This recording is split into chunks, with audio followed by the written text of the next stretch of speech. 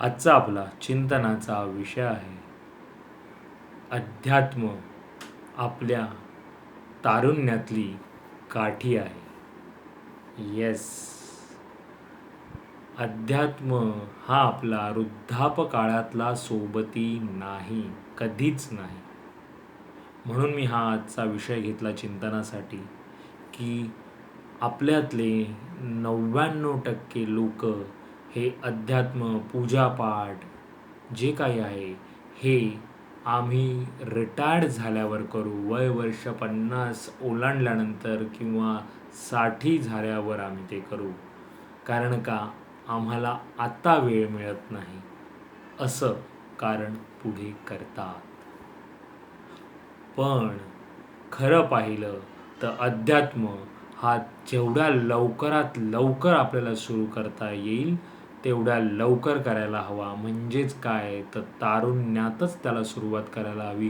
तुम्ही लहान असताना म्हणजे वय वर्ष 6 नंतर हा अध्यात्माचा अभ्यास सुरू करणं खूप महत्त्वाचं आहे.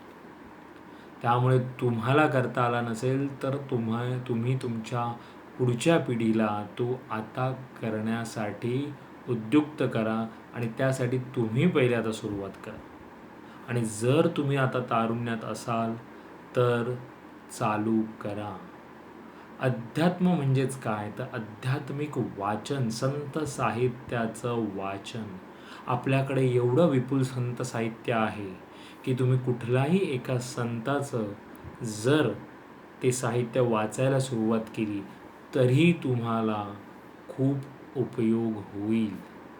आणि मी अध्यात्माला आपली तारुण्यातली काठी का म्हणतो, कारण तेच आपल्याला पुढे मार्गदर्शक ठरतं. आयुष्य कसं जगायचं हे अध्यात्म सांगतं. प्रत्येक गोष्टीला कसं सामोरं जायचं, कसं फेस करायचं हे अध्यात्म सांगतं. म्हणून अध्यात्मात जे काही आहे ते आपल्याला शिकायचं आहे आणि आपलं आयुष्य सहजपणे आनंदी ठेवता येईल हे पाहायचं. आणि म्हणूनच अध्यात्माची कास आपल्याला जी धरायची ती आपल्या तारुण्यामध्येच धरायची आहे. म्हणून याच्यावर चिंतन करा आणि अध्यात्माची वाचनाची सवय ही आपल्या तारुण्यातच लावा. वृद्धापकाळी म्हणजे म्हातारपणाची वाट पाहू नका. तुम्ही जर आता आध्यात्मिक वाचन कराल तर तुमचा वृद्धापकाळ, तुमचं म्हातारपण हे छान आनंदी जाईल.